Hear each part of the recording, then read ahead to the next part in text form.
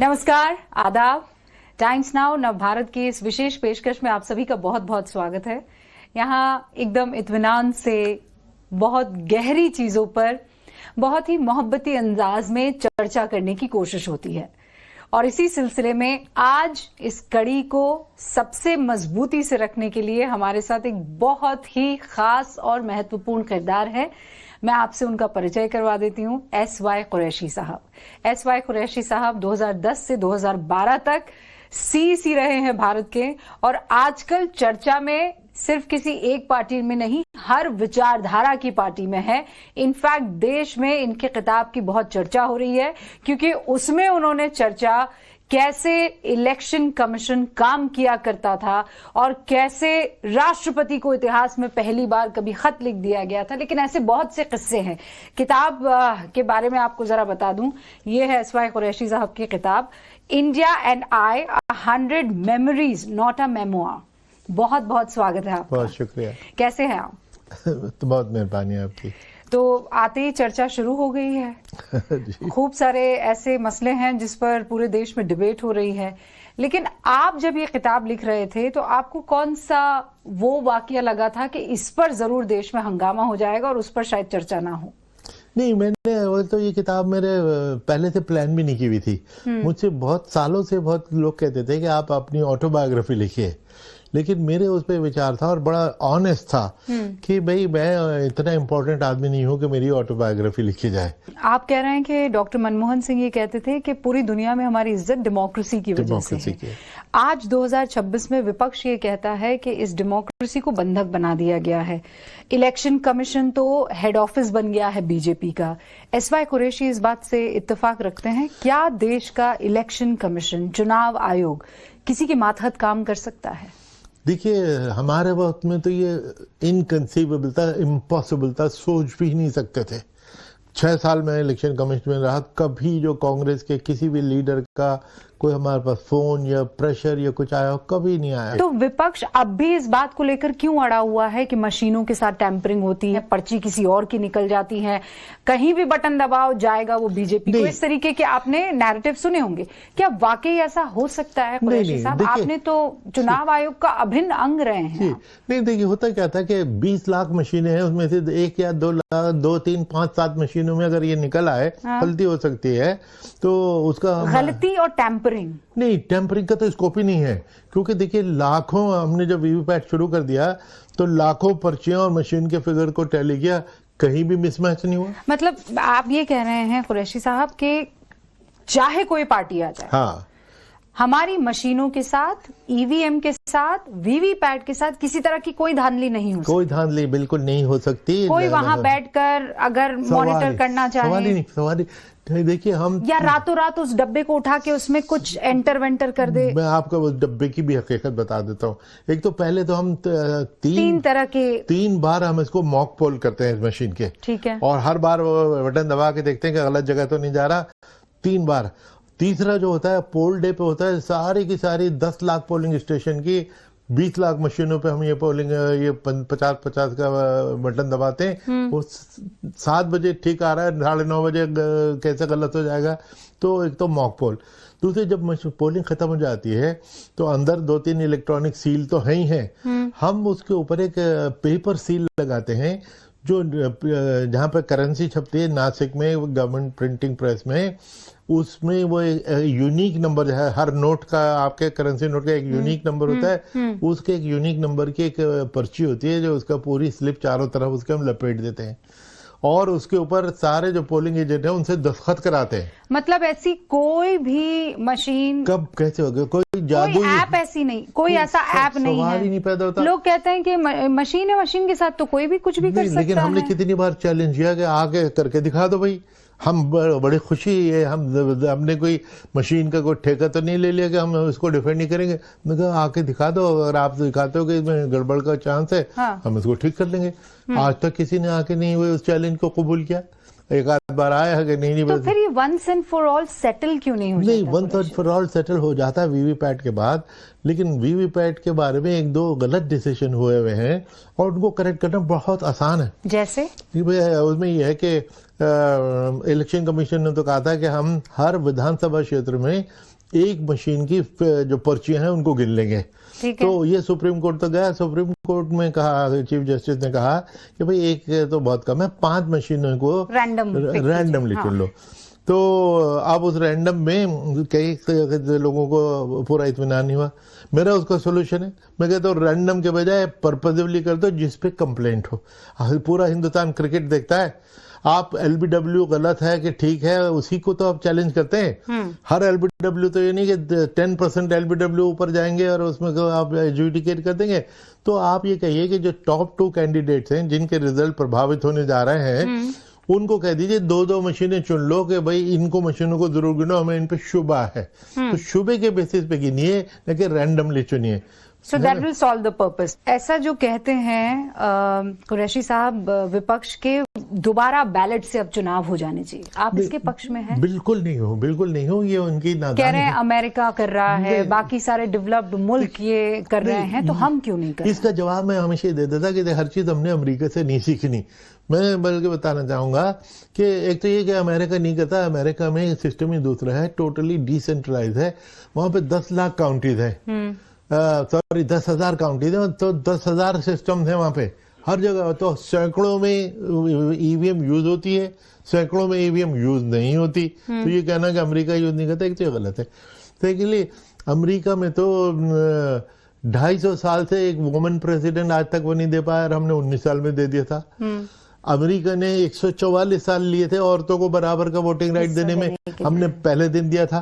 तो कौन सुपीरियर है, कौन लीडर है? हम लीडर है। अमेरिका हमसे सीखे। और फैक्ट ये है कि जो 2002 के इलेक्शन में बड़ा डिजास्टर हुआ था, तो उसके बाद बहुत से अमेरिकनों ने, हमारे दोस्तों ने, कि भाई आपको इंडियन इलेक्शन कमीशन को आके हमारे इलेक्शन कराने चाहिए। सुप्रीम कोर्ट ने एसआईआर से मना क्यों नहीं किया?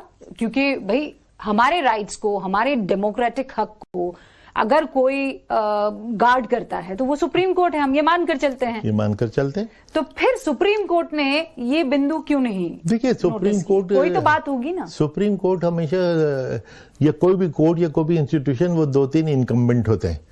उसी सुप्रीम कोर्ट के उन्हीं डिसीजन को एक और सुप्रीम कोर्ट के अनदर 3 जजेस उसको चेंज भी कर देते हैं, आए दिन करते हैं। या हाई कोर्ट के डिसीजन को सुप्रीम कोर्ट तो नहीं हुआ ना। SIR is going to be continuously done. So election commission जवाब दे, सुप्रीम कोर्ट क्योंकि उसके साथ खड़ा रहा जवाब दे, सरकार नहीं, सरकार has got nothing to do, सरकार has nothing to do with it. Election commission पीछे से कुछ भी ये पीछे का ही तो खेल में समझना चाहिए। व्हाट इज दिस पीछे से कोई कुछ कर रहा है? नहीं, मेरे पीछे से कौन है ये? मैं उल्टी बात कर रहा हूँ। मैं कह रहा हूँ पीछे से कुछ भी हो रहा है, हमें उससे ताल्लुक नहीं। इसमें इलेक्शन कमीशन ने ऑर्डर किया, सुप्रीम कोर्ट ने। आप उस सिस्टम का हिस्सा रहे, you were at the helm of the affairs. देखिए हमारे, you would know much more. Yes, है ना? क्या सरकार का इतना अधिकार होता है, हस्तक्षेप होता है? जीरो। क्या आपको जब आप सीईसी थे तो फोन करके कहा जाता था कि ऐसा करो एसवाई कुरैशी साहब, हमें महाराष्ट्र में जिता देना, झारखंड में हरा देना, केरल में भी हरा देना, लेकिन राजस्थान में जिता देना? ऐसा हो सकता है? सवाल ही नहीं पैदा होता। एक नए, ये जो 2023 का जो नया कानून आया कुरैशी साहब, कि जो चुनाव आयोग थे उसकी नियुक्ति में प्रक्रिया में बदलाव होगा। और वो प्रक्रिया में यह है कि पहले तो भाई गवर्नमेंट की तरफ से चुन लिया जाता था, अब उसमें कुछ चेंजेस है। एक समिति बनेगी जिसमें लोकसभा के नेता प्रतिपक्ष होंगे, और राहुल गांधी मांग भी करते रहे कि चुनाव आयुक्तों की नियुक्ति वाली समिति में पीएम हो, नेता प्रतिपक्ष लोकसभा हो, और देश के मुख्य न्यायाधीश होने चाहिए। पर उनकी सरकारों के दौरान ये सिस्टम नहीं था, ये आप भी जानते हैं। आपको लगता है कि तब की व्यवस्था बेहतर थी या नहीं आज की तारीख? देखिए, ये डिमांड तो बहुत पहले से थी कि इतनी इलेक्शन कमीशन की पोस्ट इतनी पावरफुल है पॉलिटिकली कि इसके ऊपर अंकुश तो थोड़ा सा होना चाहिए, और इसका जो अपॉइंटमेंट सिस्टम ऐसा हो जिसपे कोई सरकार पे उंगली ना उठा सके कि इन्होंने अपने फेवरेट्स लगा दिए। तो हालांकि अच्छा, कोलिजियम सिस्टम से हम अनफेमिलियर तो नहीं है। ऑलरेडी आरटीआई में सीवीसी कितने पोस्ट हैं जो कोलिजियम के जरूर पिछले 20 साल से हो रही हैं। और कोलिजियम क्या है? प्राइम मिनिस्टर, चीफ जस्टिस और लीडर ऑफ ऑपोजिशन। यही कोलिजियम आगे भी चलाया जा सकता था। कोलिजियम अब इन्होंने क्या बना दिया कि प्राइम मिनिस्टर और उनका अपॉइंटेड एक कैबिनेट मिनिस्टर, तो ऑब्वियसली कैबिनेट मिनिस्टर और पीएम तो एक ही राय के होंगे, तो लीडर ऑफ ऑपोजिशन तो आउट वोट हो गया। वन नेशन वन इलेक्शन पर आपका क्या ख्याल है? वन नेशन में मेरा मिक्स ख्याल होता था। देखिए इलेक्शन कमीशन होना चाहिए कि नहीं? नहीं, मैं बता रहा हूँ, इसका सिंपल यस एंड नो जवाब नहीं है। अच्छा, ऐसा? हाँ, क्योंकि मैंने इसमें बहुत आर्टिकल लिखे हैं, बार बार लिखे हैं। हाँ। देखिए इलेक्शन कमीशन के पॉइंट ऑफ व्यू से वन नेशन वन इलेक्शन बहुत अच्छी चीज है, क्योंकि वोटर भी वही है, उस बूथ में जाके जो वोट देते हैं तीनों लेवल के वो वही है, जो लोग कराते हैं डिस्ट्रिक्ट एडमिनिस्ट्रेशन वो भी वही है, सिक्योरिटी एजेंसी वही है। तो आप जाएं और तीनों मशीनों को बटन दबा के आ जाएं, बड़ी अच्छी चीज़ है मेरे लिए तो, क्योंकि 5 साल तक मैं जाके गोल्फ खेलूंगा, लेकिन मेरा कंफर्ट और मेरी कन्वीनियंस और कंसिडरेशन नहीं हो सकता। तो इसलिए जो इतना India is a federal country, इतना बड़ा उसकी डायनामिक्स है, तो एक तो इस पे ये जो बेसिक फ्लॉ कि जो खर्चा बहुत होता है और सारा पॉलिसी पैरालिसिस हो जाता है, ये एग्जैजरेटेड है, गलत है। पैसा बहुत खर्च होता है, कितना होता है? 4,500-5 हजार करोड़ रुपए लगते हैं इलेक्शन मैनेजमेंट में। For a country of India size it is peanuts. आप वन नेशन वन इलेक्शन के फेवर में नहीं हैं? मैं उसके, क्योंकि मैं समझता हूँ कि वन नेशन स्टैगर्ड इलेक्शन के कुछ फायदे हैं कि एक तो कितनी बार हमने देखा है कि एक एमपी एमएलए 5 साल के लिए गायब हो जाता है। कितनी बार हमने पोस्टर लगे हुए देखे कि वांटेड, मिसिंग, है ना, लापता हो गया, उसका लापता की तलाश। कम से कम बार इलेक्शन की वजह से हाथ जोड़ता हुआ आता तो है। What do you have to say about Prime Minister Modi? नहीं, पर prime minister Modi is very powerful, decisive, charismatic, and he has every opportunity to take the country forward, which he is trying his best to do. तो और बल्कि हमारे international presence भी जो जगह जगह वो विजिट भी करते हैं। तो आज ही मैं पढ़ रहा था कि वो उसमें कौन से कॉन्टेक्स्ट में आई थिंक चाइना के किसी के कोई डिप्टी प्रीमियर है, आई थिंक पोलैंड के, कि अगर कोई पुतिन को समझा सकता है आज, वो सिर्फ प्राइम मिनिस्टर मोदी कर सकते हैं, क्योंकि उनकी पर्सनालिटी और कैरिस्मा ही है। तो आप ये कह रहे हैं कि उनमें बहुत मादा है? बहुत मादा है। कौन सी वो एक चीज है जो आप चाहेंगे कि पीएम मोदी फौरन कर दे? नहीं, वो एक ऐसी चीज जो आपके जहन में? नहीं, मुझे सिर्फ ये है कि उनका जो एटीट्यूड है ना टुवर्ड्स माइनॉरिटीज, ये क्वेश्चनेबल है। जैसे आपने वो इंटरव्यू मेरा प्रधानमंत्री के साथ देखा या नहीं देखा मुझे नहीं मालूम, जिसमें मैंने उनसे सीधे तौर पर ये मंगलसूत्र वाला आपने जो बयान दिया, प्रधानमंत्री से मैंने पूछा, तो उन्होंने कहा कि जिस दिन मैं हिंदू मुसलमान करूंगा मैं राजनीति से संन्यास ले लूंगा। He said it on. आप कह रहे हैं ना कि भाई पावरफुल आदमी एक लाइन बोले सब शांत हो जाएगा। ही सेड इट लाइव, उन्होंने कहा। फिर उसके बाद मैंने कहा कि मुसलमानों से आपके रिश्ते के बारे में बताइए, मतलब उन्होंने ये बात मुझसे कही कि गोधरा के बाद मेरी इमेज को ऐसा बिगाड़ा गया कि उसको आप कितनी भी कोशिश कर लो, people are always going to go against it. उन्होंने कहा आपको पता है कि ईद के दिन मेरे घर में खाना नहीं बनता था, क्योंकि मैं मुस्लिम आबादी के बीच में रहता था। मेरी माँ खाना नहीं बनाती थी, क्योंकि हमारे पास खाना जो है पड़ोसी मुसलमानों के घर से आता था, खीर आती थी, शीर खुरमा आता था, हम उसे एंजॉय करते थे।